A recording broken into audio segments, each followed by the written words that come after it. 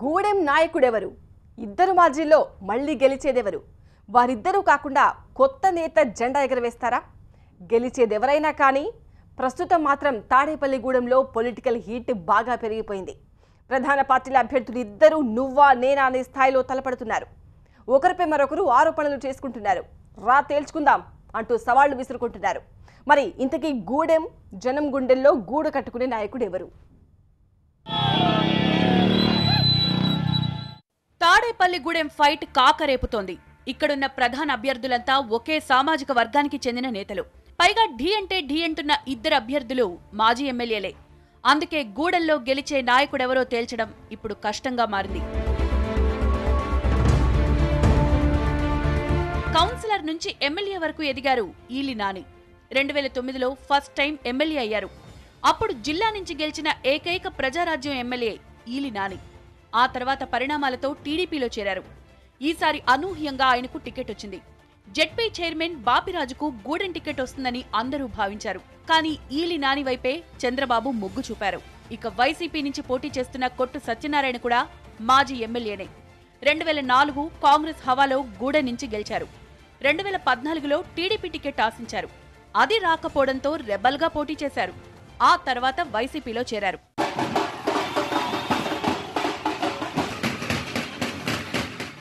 ఇక జనసేన నుంచి పోటీ చేస్తున్న బొలిశెట్టి శ్రీనివాస్ మొన్నటి వరకు టీడీపీలో ఉన్నారు.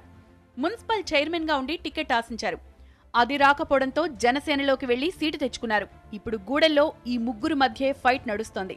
ఇంకా చెప్పాలంటే టీడీపీ ఇస్తోంది. అందుకే ఈలి నాని, కొట్టు సత్యనారాయణ మధ్య డైలాగ్ వార్ నడుస్తోంది. మాజీ ఎమ్మెల్యేలు కావడం ఇద్దరూ ఒకరిపై మరొకరు విమర్శలు, ఆరోపణలు చేసుకుంటున్నారు. బస్తీమే సవాలని సవాళ్లు విసురుకుంటున్నారు. నానిపై కరపత్రాలు వేసి పంచుతోంది వైసీపీ. అందుకే ఆ పార్టీ పైన, అభ్యర్థి పైన సీరియస్ గా రియాక్ట్ అవుతున్నారు నాని. ఎవరి హయాంలో ఏం చేశారో చర్చకు సిద్ధమా అంటూ సవాళ్లు విసురుతున్నారు ఈ అభ్యర్థులు. చాలా గౌరవిస్తాను కొట్టు సత్యనారాయణ గారిని. ఆయన ఎప్పుడు ఆయనే అభివృద్ధి చేస్తారు, నీకు ఎవరు చేయరు. ఇప్పుడు చంద్రుడు కూడా, చంద్రమండలంలో చంద్రుడు కూడా ఆయనే తీసుకొస్తాడు. అది ఇంకెవరి వల్ల సాధ్యం కాదు. అలాంటివన్నీ ఆయనే చేస్తాడని. అభివృద్ధి కాదు, ఇంకా చాలా కార్యక్రమాలు ఆయన చేస్తాను. అవి నేను చేయను, నా వల్ల కాదు. అంటే నేను అవినీతి చేయను, నేను పక్కటి జేబం కూడా చూడను, నా వల్ల సాధ్యం కాదు. ఆయన వల్ల కొన్ని అవుతాయి, నా వల్ల కొన్ని అవుతాయి అన్నమాట. మీరు చేసిన అభివృద్ధి, నేను చేసిన అభివృద్ధి, ఆ కార్యక్రమాల మీద ఒకసారి 1 to 1 మనం ఎక్కడన్నా బహిరంగంగా ఈలాన్య గారు ఎక్కడి దగ్గర కానీ, లేకపోతే బిఆర్ అంబేద్కర్ గారు ఎక్కడి దగ్గర కానీ, లేదంటే మీరు నిర్మించినటువంటి శ్రీకృష్ణదేవరాయలు ఎక్కడి దాని కానీ, లేదా మీరు చెప్పిన చోటకు కానీ, మీరు అన్న టైంకి నేను వస్తాను, మీరు పిలవండి.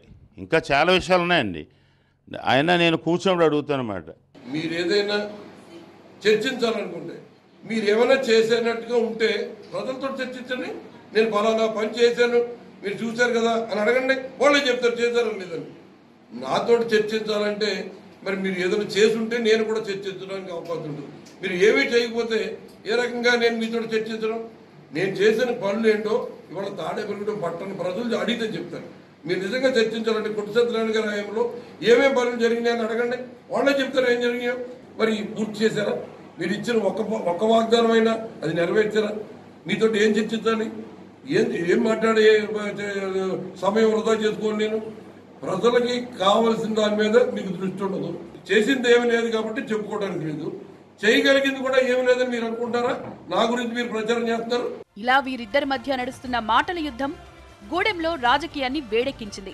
వీరిద్దరి ఆరోపణలతో జనం మూడో అభ్యర్థి వైపు చూస్తారా, లేక వీరిలో ఎవరో ఒకరిపై విశ్వాసం ఉంచి గూడానికి నాయకుణ్ణి చేస్తారా అన్నది ఆసక్తిగా మారింది.